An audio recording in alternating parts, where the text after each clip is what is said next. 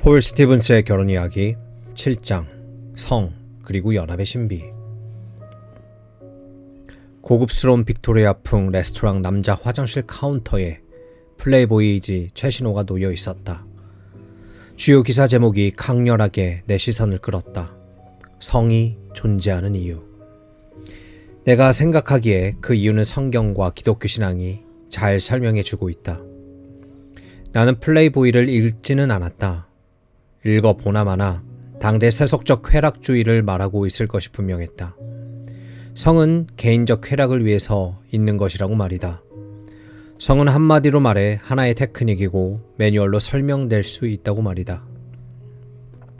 성에 관한 한 어느 것도 미지의 영역으로 남겨놓아서는 안 되고 시도하지 않거나 탐험하지 않는 영역이 있어서는 안 된다고 말이다.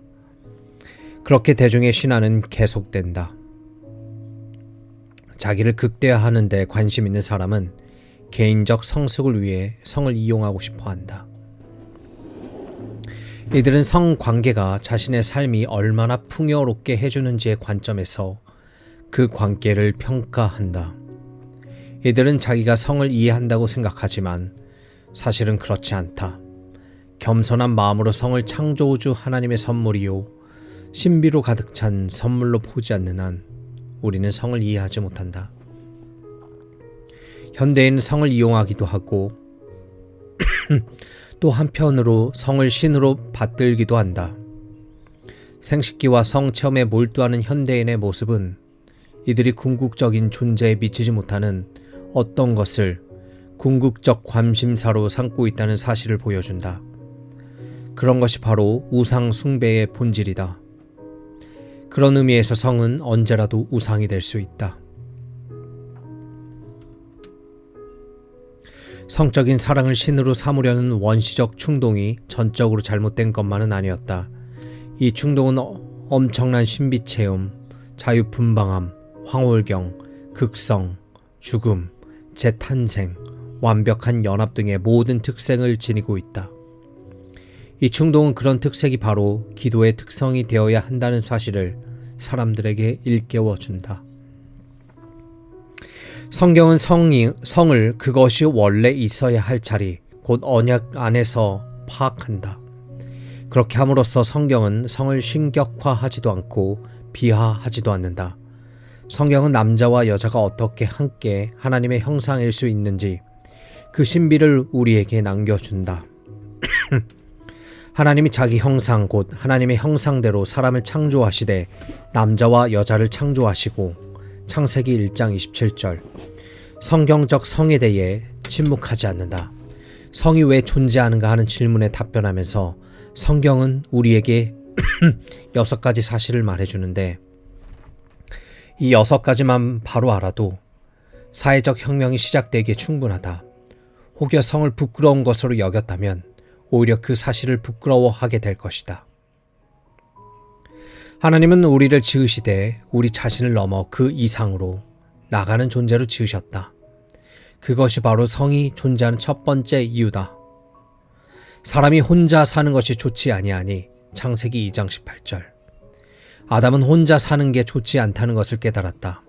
그는 자기와 비슷한 그러나 자기와 다른 또 한 사람을 필요로 했다. 남자 혼자로는 온전한 하나님의 형상일 수 없고 여자 혼자로도 마찬가지다.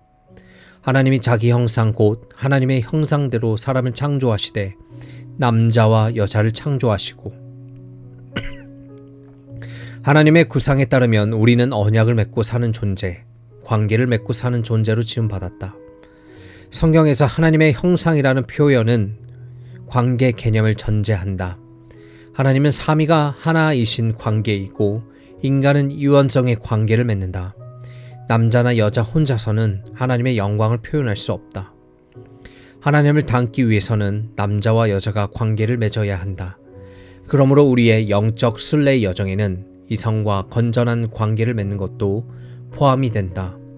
로마 카톨릭 사제이자 저술가인 리처드 로어는 그것을 이렇게 설명한다. 우리에게 없어서는 안 될 것을 놓치지 않도록 하기 위해 하나님은 온갖 위험을 다 무릅쓰셔야 했던 것으로 보인다. 곧 인간이 자기 충족적인 존재라고 감히 말할 수 없도록 하기 위해 우리는 만족할 줄 모르는 한 욕구에 의해 우리 자신 밖으로 풀려 나오고 심지어 우리 자신에게 내몰린다는 것이다. 우리는 우리가 불완전한 존재요, 애정을 필요로 하는 존재이고 본질상 사회적 존재임을 알아야 한다. 이것이 그토록 중요하기에 하나님은 우리 안에 결코 침묵시킬 수 없는 어떤 생명 에너지를 창조하셔야 했다. 사제의 길을 걷기로 서운한 지 10분이 지나서야 사람들은 우리 수련 수사들에게 이 사실을 말해주었다. 세상과 교회에서 성이 망가졌음을 보여주는 한 가지 징후는 사람들이 성을 자기 자신, 자기 자신의 만족, 자신의 즐거움, 자신의 정체성 관점에서 본다는 것이다.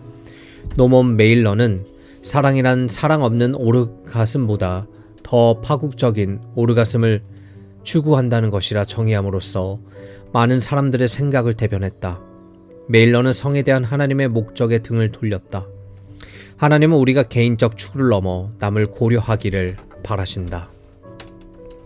성은 언약의 한 도구로서 절대 나를 위한 도구가 아니라 우리를 위한 도구여야 한다.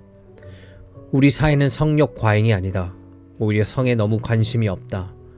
성기 자체에 몰두하느라 우리는 성이란 것이 도대체 무엇인지 알 수가 없었다. 성은 우리 본성에 아로새겨진 부름이요, 상대에게 매력을 느끼기도 하고 스스로 매력을 발산하게도 만드는 하나의 암호요, 우리가 언약 안에 거할 존재로 지음받았다는 사실의 한 징후다. 리처드 로우와 같은 독신자들은 결혼 언약 안에서 성이 만개하는 것을 허락하지 않는 삶을 선택하면서도 여전히 언약에 대한 자신의 욕구를 찬미할 수 있다. 언약 공동체 안에 많은 사람들이 그런 삶을 살고 있다. 신약 성경은 독신자를 비난하기는커녕 오히려 독신을 하나의 소명으로, 은사로 표현한다. 성의 신비란 기혼이든 미혼이든 우리는 이 성을 존중하는 데서 실제로 우리 자신을 더 온전히 발견한다는 것이다. 부부 사이에서라면 바울의 말처럼 자기 아내 사랑하기를 자기 자신과 같이 하는 것이다. 빌 길버트는 유전공학이 인간에게 끼치는 유익에 대해 타임즈에 기고한 한 평론에서 인간도 다른 포유동물처럼 1년에 한 번 몇 주 동안만 성적 반응을 보일 수 있도록 성적 습성을 변화시킬 수 있을까 하는 문제를 고찰한다. 이런 장치를 우리가 채택한다면 엄청난 사회적 변화를 기대할 수 있을 것이다. 음란 영상, 록과 컨트리 웨스턴 음악은 특정 시기에 제한된 기간 동안에만 수요가 생길 것이다. TV 드라마, 흐릿한 조명의 값비싼 술집, 하이힐, 정신과 의사, 애프터쉐이브 로션이 필요할 필요성 또한 줄어들 것이다. 남자들은 꼬율사 나온 마초적 매력을 과시하지 않아도 될 것이고, 여자들은 걸핏하면 머리가 아프다면서 연약한 척 하지 않아도 될 것이다. 광고업자들은 맥주와 담배, 자동차를 광고하면서 이 제품들이 성욕을 불어일으키는 특징이 있다고 선의의 거짓말할 필요도 없을 것이다. 유능하지만 성적 매력이 없는 사람들도 TV 앵커나 심지어 대통령 후보가 될 수 있을 것이며 전반적으로 차별을 덜 받을 것이다. 교육이 중등학교와 대학교의 주요 기능이 될 것이다. 1년에 한 번 발전기에만 손쉽게 짝짓기 하는 것과 비교해 볼 때 인간의 현재 연애 관습은 소중한 시간을 엄청나게 허비하는 것으로만 보일 것이라는 길버트는 말한다. 하지만 관계를 벗겨낸 성은 인간이 필요로 하는 것이 아니다. 다른 포유동물은 언약 같은 것을 알지 못한다. 그리고 인간, 곧 하나님 형상을 지닌 피조물의 성은 언약에 대한 뿌리 깊은 욕구의 다름 아니다. 그 모든 위험 부담에도 불구하고 말이다. 구약 성경에서 언약은 의미 있는 의뢰와 표지로 확인되고 갱신되었다. 히브리어에서 언약, 맺는 것을 나타내는 기술적 표현은 원래 언약을 벤다는 뜻이다. 일부 언약 의식에서 보면 새나 짐승을 두 조각으로 나눈 뒤 언약의 두 당사자가 그 사체 사이로 지나가곤 했다. 아브라함과 언약을 맺으실 때 하나님은 조각으로 나뉜 희생 제물 사이로 지나셨고, 그럼으로써 그분께서 선택하신 집안에서 하신 약속을 확증하셨다. 이렇게 언약을 확인하는 것은 이것이 허튼 약속이 아니라 중대한 결과가 따르는 엄중한 행위임을 강조한다. 신약 성경에서는 성찬이 예수 그리스도께 속한 사람들을 위한 언약 의식이 된다. 이 의식이 다른 성례들과 비슷하다. 하나님께서 어떤 물질적 현실을 통해 영적 은혜를 내려주시는 것이다. 성관계는 결혼 언약의 결정이다. 의례다. 창세기 2장에서 설명하는 언약에서 이 절정 단계가 순서상 맨 마지막에 오는 것은 우연이 아니다. 첫 번째가 부모를 떠나는 것이고, 두 번째가 합치는 것이고, 세 번째가 한 몸이 되는 것이다. 육체가 이 모든 과정을 확증하는 것이다. 성경의 언약에는 외적, 내적 증표가 수반되었다. 무지개는 노아에게 주신 하나님의 언약의 증표였고, 할례는 아브라함에게 주신 증표였으며, 세례는 그리스도인들에게 주는 증표다. 이는 언약의 공적인 부분으로서 결혼 언약에서는 결혼식 때 반지를 주고받는 것과 똑같은 의미가 있다. 외적 증표는 내적 증표, 곧 마음으로 하는 약속과 서약에 상응한다. 고린도 교회의 자유 여성들은 결혼 언약의 증표를 없애고 싶어 했던 것 같다. 곧 이들은 머리에 수건을 쓰지 않으려 했는데, 이는 이들이 그리스도인의 자유를 오해했음을 보여준다. 머리에 수건을 쓰는 것은 이들이 기혼자라는 표시였다. 쉽게 말해 오늘날 사람들이 교회에 예배드리러 오면서 결혼 반지를 다 빼놓고 온다면 어떻겠는지 그것만 생각해보라. 돌로레스 렉기는 평범한 길에서 말하기를 떡과 포도주가 우리에게 영적 자양분을 주듯 부부의 성관계는 성례의 주된 의식이다. 이는 공적으로 결혼 서약을 할 때 시작된 상호 섬김의 의무가 확장되고 성취되는 것이다. 성관계와 언약의 관계는 성찬의 구원의 관계와 비슷하다. 이는 마음으로 한 언약을 겉으로 표현하고 갱신한다. 성관계는 상징이 온전한 언약으로 뒷받침되지 않으면 그것은 아무 힘도 없고 품위도 없는 하나의 행위일 뿐이다. 지금 우리가 대비시켜 살펴보고 있는 이 두 가지 어떤 의미를 함축하고 있는지 주목하라. 성관계가 언약을 완성시키는 증표 역할을 한다면 무분별하게 성관계를 하지 않는 것이 더 낫다. 성찬 때 자기 자신을 살피지 않은 채 나와 그리스도와의 관계 및 그 백성과의 관계를 살피지 않은 채 떡과 포도주를 받아서는 안 되는 것처럼 말이다. 바울은 주의 몸을 분별하지 못하고 먹고 마시는 자는 자기의 죄를 먹고 마시는 것이라고 경고한다. 이 경고는 우리의 성 활동에도 적용이 된다. 언약과 상관없이 부적절하게 성을 표현한다면 그것은 우리 자신을 저주하는 것이요 우리의 인격을 훼손시키는 것이다. 성적인 죄는 비록 용서할 수 없는 죄는 아니지만 다른 죄에 비해 훨씬 더 큰 결과를 낳는다. 우리의 전 인격이 영향을 받고 언약의 존엄성이 훼손되는 것이다. 성적인 죄에는 세욕, 혼전, 성관계, 간음, 동성애 네 가지 종류가 있다. 세욕은 사람을 하나의 몸으로만 취급하고 그럼으로써 단순한 의례로 언약의 의미를 축소시킨다. 세욕이 언약을 파괴한다는 것은 이것이 오직 자기 욕구의 충족만을 염두에 두고 있기 때문이다. 혼전 성관계는 일종의 거짓말이다. 두 사람이 친밀함과 자기 포기를 나누기만 하지만 사실 이는 평생의 언약에서만 완전하게 유지될 수 있기 때문이다. 간음이 언약을 거스르는 죄인 것은 결혼은 배타적이어야 하고 일부 일처제여야 하기 때문이다. 두 사람이 하나가 되는 것이지 세 사람이 하나가 될 수는 없다. 간음은 루이스 스메디스가 주장하듯 인생에서 가장 온전한 언약, 한 사람의 존재와 그의 삶 전체를 함께 나눌 것을 요구하는 동반자 관계를 공격하는 것이다. 동성애 행위는 두 반쪽을 하나로 합하려고 애쓴다. 그러나 결과는 하나의 온전체가 아니라 여전히 두 반쪽이다. 이는 마치 몸에 왼손만 두 개를 붙이려고 하는 것과 비슷하다. 동성애자들은 창조주가 절대 만들려고 하신 적이 없는 고독하고 불만스러운 공동체 안에서 언약을 향해 서글프게 몸부림친다. 이러한 성적인 죄를 지었다 하더라도 회개를 하는 사람은 용서를 받을 수 있고 깊이 있는 치유도 경험할 수 있다. 하지만 이 각각의 성적인 죄는 성행위가 원래 어떤 것이어야 하는지를 우리에게 엄숙하게 일깨워준다. 곧 성은 평생 언약을 완성하고 갱신하는 것이어야 하는 것이다. 성은 가능한 한 모든 면에서 삶을 함께 나누기로 약속한 한 남자와 한 여자 간의 상호 축복이어야 한다. 결혼식에서 신랑 신부가 촛불을 밝히는 순서가 되면 나는 자기 촛불을 끄지 말아요 라고 소리치고 싶은 이상한 충동을 가끔 느낀다. 신랑 신부는 떨리는 손으로 자기 자신을 나타내는 촛불을 하나씩 들고 잠옷 엄숙한 표정으로 자기들의 결혼을 상징하는 중앙의 초 하나에 함께 불을 붙인다. 거기까지는 좋다. 그런데 불을 붙이고 나서 두 사람은 각각의 촛불을 불어 끈다. 두 사람은 정말로 자기 자신을 불어서 끌 생각인가? 비극적인 일이지만 일부 그런 사람들이 있다. 농담을 좋아하는 어떤 사람이 둘이 하나가 된다는 말을 듣고는 어느 쪽으로 하나가 된다는 거죠? 라고 물었다. 어떤 부부에게는 이것이 전곡을 찌르는 질문일 수 있다. 공동체는 함께하는 단일체이다. 공동체라는 말은 두 부분으로 이루어져 있다. common, 더불어, 함께라는 뜻이다.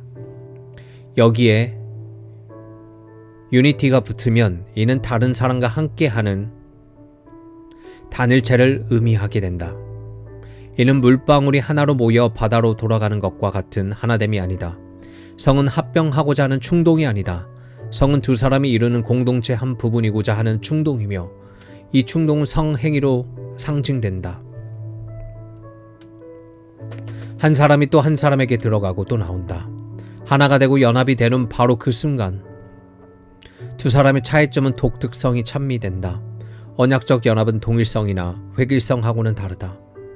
하나님을 닮은 피조물을 만드실 때 우리는 창조주, 곧 성부, 성자, 성령의 경이로운 가족 공동체 안에 거하시는 우리 하나님은 그런 그분 자신과 비슷한 피조물을 계획하셨다. 하나님은 언약적 연합의 궁극적 신비이시다. 에베소서 3장 14절에서 바울은 하늘과 땅의 모든 가정은 성부 하나님께로부터 이름을 받는다는 사실을 통찰하여 우리를 놀라게 한다. 우리는 삼위 안에 계신 한 분 하나님의 신비에 대해 두렵고 떨림으로 이야기한다. 우리가 알기로 그 세 분은 결코 하나로 융합되지 않는다. 우리 역시 인간의 언약 가운데 융합되지 않는다. 언약의 당사자들은 정체성을 잃지 않는 자기 모습을 발견할 수 있어야 한다. 남자는 더 남자다워지고 여자는 더 여자다워져야 한다. 내 친구 하나는 결혼식 날 자기가 변한 것을 느꼈다고 한다. 그날 그 친구는 한 남자에게서 남편으로 변화되었다. 삶의 다른 모든 영역에서와 마찬가지로 결혼에서도 우리는 성을 구별하여 공동체를 이루어야 한다. 이 사회는 우리를 남자도 여자도 아닌 중성적인 것을 지향하도록 몰아가지만 그리스도인은 사람이 두 부류로 세상에 오며 두 부류로서 서로 관계를 맺는다는 것을 인정해야 한다. 비록 이 성에 대해서는 고약한 농담들을 주고받을지라도 말이다. 언약의 성에는 이런 중요한 부산물이 있다. 곧 언약의 두 당사자가 더욱 자기다워진다는 것이다. 이런 결과가 생기는 것은 결혼이 우리에게 자기 자신을 벗어날 것을 요구하고 더욱 훌륭한 개별적 정체성을 선물로 주기 때문이다. 그 정체성은 상대방에게 속한 독특한 인격이다. 프랑스 사람들이 차이점 만세를 부르는 것도 무리가 아니다. 내가 처음 배운 춤은 남자와 여자가 서로 뺨이 닿을 만큼 몸을 밀착시키고 남자가 리드를 하는 구식춤이었다. 남자의 춤 솜씨가 빼어나지 않을 경우가 많았지만 그래도 이 춤은 그 세대에게 딱 어울리는 구조의 춤이었다. 요즘은 춤을 추어도 남자가 리드를 하지는 않는다. 남녀가 각각 플레어에 서서 음악에 맞춰 몸을 흔든다. 결혼에도 똑같은 일이 벌어지고 있다. 남편과 아내가 각각 자기 일을 하는 것이다. 여기서 실종된 것은 바로 상대방이 나의 잃어버린 자아라는 개념이다. 언약 결혼에서 남편과 아내는 각각 상대방의 성을 요구한다. 하와는 아담의 남성성을 요구했다. 하가 창조되기까지 남자는 그저 사람일 뿐이다. 여자가 창조된 후에야 비로소 그는 남자이다. 남자의 특별한 정체성은 그가 자기에게 어울리는 배필을 필요로 한다는 정황 가운데서 드러난다. 하나님께서 여자를 창조하시어 데려오자 아담은 이것을 남자에게서 취하셨은즉 여자라 부르리라고 말했다. 아담은 하와를 불러내어진 존재로 보았다. 드디어라는 그의 외침은 이제 누군가와 관계를 맺게 되었다는 기쁨의 표현이다. 이제 그의 옆에는 이성 파트너가 있었으니 이는 그와 동등하면서도 다른 그의 반쪽이었다. C.S. 루이스는 우리의 성적 연합을 바이올린의 활과 현의 연합에 비유했다.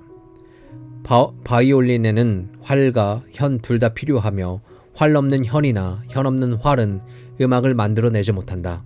언젠가 밴쿠버 심포니의 연주회에서 피에로 푸르니에의 더없이 아름다운 첼로 솔로 연주를 들은 적이 있다. 하지만 정작 내 시선을 사로잡은 것은 연주회 프로그램에 적힌 내용이었다.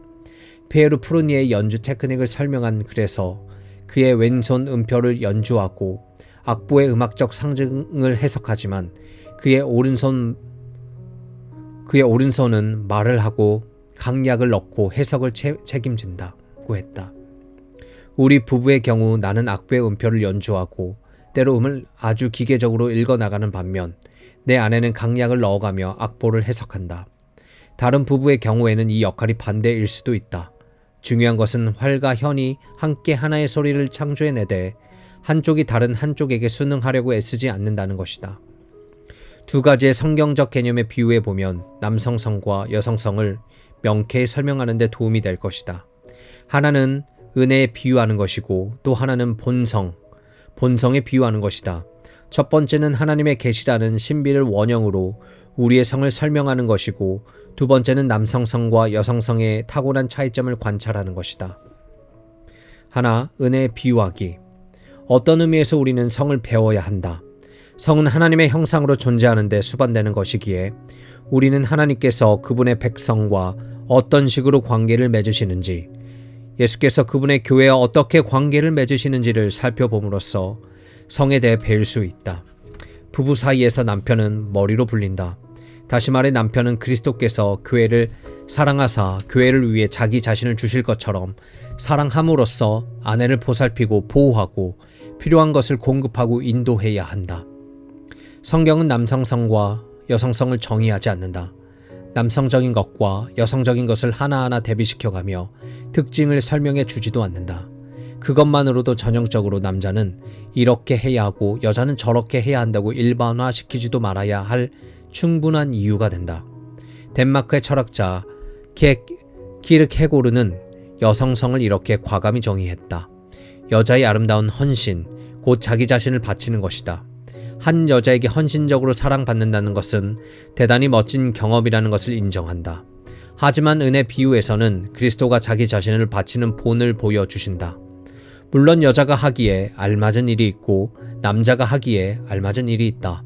하지만 우리는 남자와 여자 둘 모두 하나님의 형상으로 창조되었다는 창세기 본문 말씀을 붙들고 있다.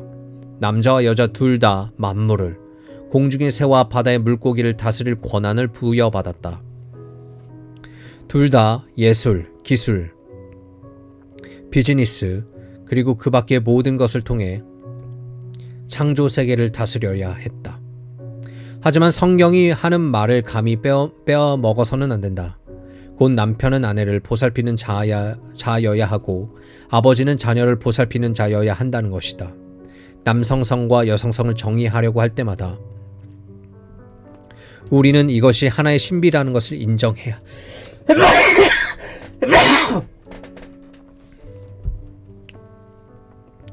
우리는 이것이 하나의 신비라는 것을 인정해야 한다. 바울이 이 신비를 가리켜 그리스도와 교회의 신비라고 한다. 하지만 우리는 남자와 여자로서 관계를 맺고 살아가면서 이 천상의 개념을 삶으로 구현할 수 있다.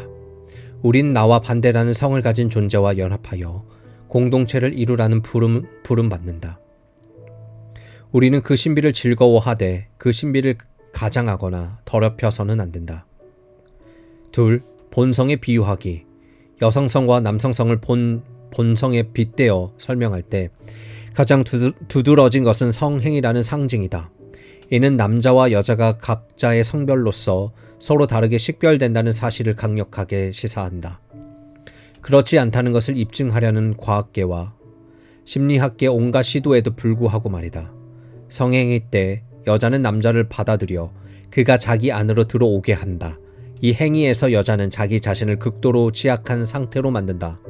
여자는 성행위 때 그 존재가 완전히 확인된다. 성행위 때 키르케고르의 말처럼 완전히 자기 자신을 버릴 것을 요구받기 때문이다. 반면에 남자는 자기 외부를 향한다. 여자가 무엇인가를 받아들이는 반면 남자는 자기 자신에게서 무엇인가를 덜어낸다. 이는 남자에게는 무엇인가 다른 의미가 있다. 어쩌면 이는 여자에 비해 좀 덜 총체적이라 할 것이다. 부부 사이에서 남자는 화가 난 상태에서도 성적으로 자기 자신을 줄 수 있는 것으로 잘 알려져 있다. 사실 그의 성적 행동은 분노를 표출하는 행동일 수도 있다. 하지만 여자는 그럴 수 없다. 여자는 자기 자신 및 남편과의 관계에 대해 기분이 좋아야 자기 자신을 줄 수 있다. 남편에게 이용당하는 기분이라고 불평하는 여자들이 있는 것은 바로 그 이유 때문일 것이다. 여자는 이 자기 포기 행위에 심리적으로 준비가 되어 있어야 한다. 그렇게 하려면 남편이 자신에게 평생 성실하겠다고 여러 사람 앞에서 약속해야 할 뿐 아니라 사랑으로 아내와의 관계를 지속해가며 계속 아내를 보살펴 주어야 한다. 성적 정체성에서의 이런 차이 때문에 남자들은 성적으로 자신을 방출하고 표현해야 할 필요성을 아내가 이해하지 못한다고 불평할 수도 있다. 남자는 섹스를 해야 사랑을 완성시킬 수 있고 여자는 사랑해야 섹스를 완성시킬 수 있다는 말이 있다.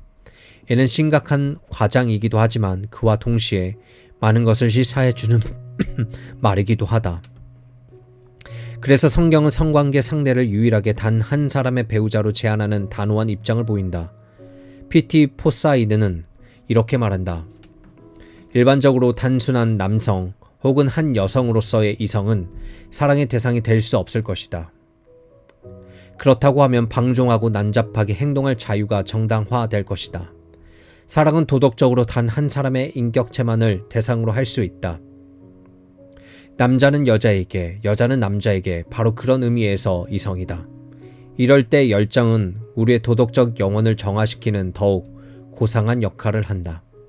남자와 여자가 서로 조화를 이룬다면 남자는 여자에 대한 편견을 버리고 여자는 남자와 경쟁하는 태도를 버린다면 교회 또한 하나의 목소리를 낼 수 있다.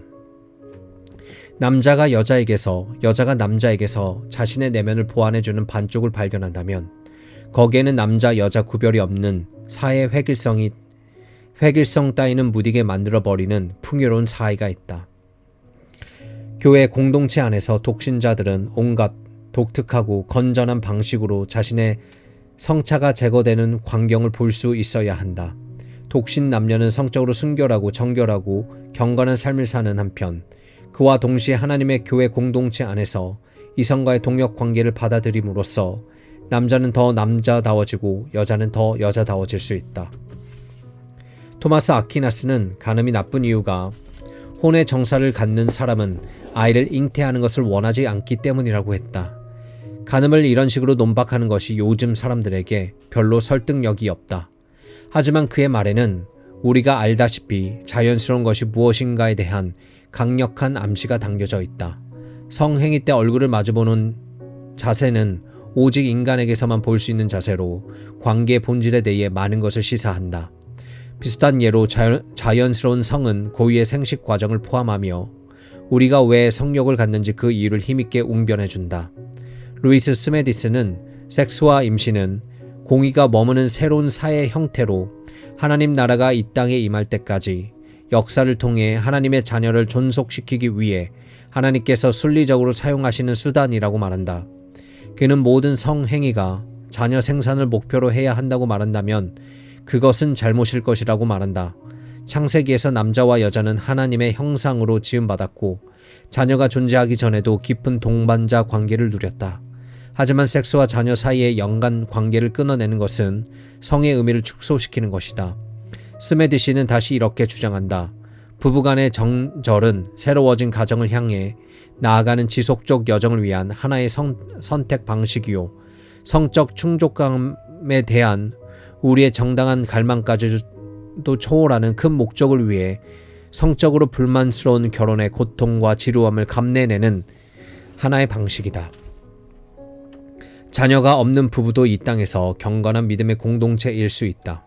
그러나 자기 중심적인 이유로 자녀 출산을 거부하는 부부는 하나님이 생각하시는 부부 공동체, 곧 생육하고 번성해야 할 남자와 여자에 미치지 못하는 것이라 하겠다. 창세기 5장도 바로 이 점을 다시 드러내는 말로 시작되지만 우리는 이를 좀처럼 알아차리지 못한다. 하나님이 사람을 창조하실 때에 하나님의 모양대로 지으시되 남자와 여자를 창조하셨고 아담은 130세에 자기의 모양 곧 자기의 형상과 같은 아들을 낳았다고 말한다. 하나님의 형상을 지닌 존재가 이번에는 자기 형상을 만들어냈다. 이것 또한 성의 신비다. 우리는 새로운 생명을 창조하는 데 참여할 수 있는 것이다. 전도서의 설교자는 바로 이 사실에 경탄한다. 그는 이렇게 말했다. 바람의 길이 어떠한가 아이 벤 자의 태에서 뼈가 어떻게 자라는지 내가 알지 못한 같이 만사를 성취하는 하나님의 일을 내가 알지 못하느니라. 전도서 11장 5절. 우리 사회는 아이를 불편한 존재, 행복한 결혼 생활의 방해물, 사회생활을 힘들게 하는 존재로 대한다. 그러나 성경을 보면 아이는 엄청난 경이로움이다. 예기치 못하고 계획지 않았던, 아니 인간적으로 말해서 원치 않던 탄생일지라도 아이는 하나님의 역사요 사랑스러운 신비다. 나는 계획에 없던 아이였다. 나를 임신할 당시 우리 어머니는 아기를 낳을 수 있을 만한 건강 상태가 아니었다. 나는 12살 때까지 그 사실을 몰랐는데 어느 날 아버지가 나를 따로 불러 우리 가족에 얽힌 이야기를 해주었다. 하지만 아버지의 반짝이는 눈빛이 나에게 말해주고 있었다. 너는 사랑스러운 아이였단다. 계획이 없던, 원치 않던 두려운 가능성. 그러나 성경의 관점에서는 우리 모두가 사랑스러운 아이들이다. 건강한 성은 결혼을 가족의 출발점으로 만들어준다. 성이 존재하는 마지막 이유는 하나님은 우리가 현실적 영성을 갖기를 원하시기 때문이다. 나는 단어 선택에 신중을 가했다. 믿음은 현실로 육화되어야 한다. 기독교의 메시지는 하나님이 인간이 되셨다는 것이다. 하나님은 단순히 또 하나의 영이 되신 것이 아니다. 말씀이 육신이 되어 우리 가운데 거하셨다. 영이 몸이 되었다. 결혼에서도 영이 몸이 되어야 한다. 사랑은 구체화되어야 한다. 교회에 말씀과 성례가 있다면 결혼에는 말씀과 육체적 접촉이 있어야 한다. 우리 사회는 성을 세속화한다. 성을 순결한 몸, 순결한 육체의 관점에서 대하며 그 이상은 없다. 어떤 사람이 말하기를 휴 해프너는 몸을 부활시키고 성령을 억압했다고 한다. 성은 문란해졌다. 이제 성적인 죄도 없고 변태적인 성 개념도 없다. 타임즈에 실린 한 기사는 오늘날 우리 사회에는 성적 소수자와 성적 다양성이 존재하며 여기에서 성보조기구와 성놀이기구를 사용하는 행위도 포함된다. 대중은 이 모든 것을 개인이 선택할 수 있는 성적 기호로 여겨 받아들인다. 고백했다. 이 반대편에는 초영성의 문제가 자리 잡고 있다. 이는 잘못된 것임에도 불구하고 일부 그리스도인은 이것을 신앙으로 여기기도 한다. 초영성을 곧 믿음으로 생각하는 그리스도인은 입으로는 하나님을 이야기하면서도 결벽주의적인 이교도처럼 살거나 육체를 가지고 사는 것을 불편해하거나 혹은 이중적인 삶을 산다. 이들의 생각 속에서 육체와 영은 절대 조화될 수 없다. 이들은 성을 거의 필요악으로 취급하면서 멸시한다. 앞에서 결혼 없는 성은 악마적이라는 칼 바르트의 말을 인용했는데 이제 우리는 성 없는 결혼 또한 악마적이라고 말해야 할 것이다. 호세아 시대의 바알과 몰렉 숭배에서 우리는 이 두 가지 극단을 찾아볼 수 있다. 먼저 바알교는 그 땅의 종교였다. 호세의 아내 고멜 같은 이방 신전의 창기들은 땅이 비옥해지고 육축이 번성하게 해달라고 바알신에게 기도하면서 그 기도를 극적으로 표현하는 방편으로 예배 중인 남자들과 몸을 섞었다. 성이 신격화된 것이다. 우리 시대에서도 성적 만족과 쾌락을 예찬하는 것, 섹스만을 위한 섹스 관행에서 바알 숭배가 나타나는 것을 볼 수 있다. 자연이 신격화된다. 인간이 자연을 다스리는 것이 아니라 자연이 인간을 지배한다. 또 극단적인 몰렉이 있었다. 몰렉 숭배는 가나안 족속의 예배 행위가 가장 변태적으로 표현된 것이었다. 예루살렘 근처 한 흰놈의 골짜기에 동산 하나가 서 있었다. 이 신상은 일종의 용광로였다. 이 거대한 신상의 두 팔이 뜨거워질 만큼 불길이 거세지면 사람들은 몰렉에 펼친 팔 안에 자기 장자를 갖다 놓고는 불길이 아이를 삼키게 했다. 아이의 비명소리는 시끄러운 북소리에 파묻혔다. 성은 악마화되었고 세속화되었으며 변태적인 것이 되었다. 생명 에너지로서의 성의 생식적 측면은 훼손되었다. 우리 사이에 만연해 있는 낙태 풍습도 몰렉 숭배에서 그리 멀리 떨어져 있지 않다. 휴 해프너도 바알과 그리 멀리 있지 않다. 사람들이 이렇게 성을 신성시하거나 세속시키는 것과 대조적으로 성경은 성을 성례 진화한다. 어떻게 그렇게 하는가? 성을 적절한 자리에 위치시킴으로써 그렇게 하며 그 적절한 자리는 바로 언약이다.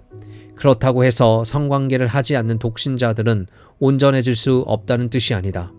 스메디스의 말처럼 처녀는 성적 실존의 절정을 경험하지 못하지만 타인에게 자기 자신을 헌신함으로써 섹스 없이도 인격적 온전함을 경험할 수 있다. 자기를 주는 삶을 통해 이들은 온전한 사람이 된다. 이들은 통상적 형식 없이도 본질을 손에 넣는다. 세상은 언약적 연합의 신비를 이해하지 못하는 것이 분명하다. 어느 날 밤 한 대학 라운지에 있었던 토론회에서 우리는 성에 관한 토론을 벌였다. 결혼 언약 안에서 아내와 성생활을 해온 지 24년, 첫날 밤보다는 오히려 지금의 잠자리가 더 풍성한 의미를 지닌다고 진심으로 말할 수 있다고 이야기했던 것이 기억난다. 그랬더니 한 여학생이 이렇게 말했다. 제가 생각하기엔 그냥 지루하기만 할 것 같은데요. 우리 사회는 성적으로 너무 깊이 병들어 있어서 건강하다는 게 어떤 것인지 조차 알지 못한다. 성은 나에게 아직도 신비한 부분이 있다. 나는 신비를 모두 제거하고 나 자신을 동물보다 못하게 만드느니 차라리 그 신비와 더불어 살면서 그것을 찬미하겠다. 성은 결혼 언약에 주어진 하나님의 선한 선물이다.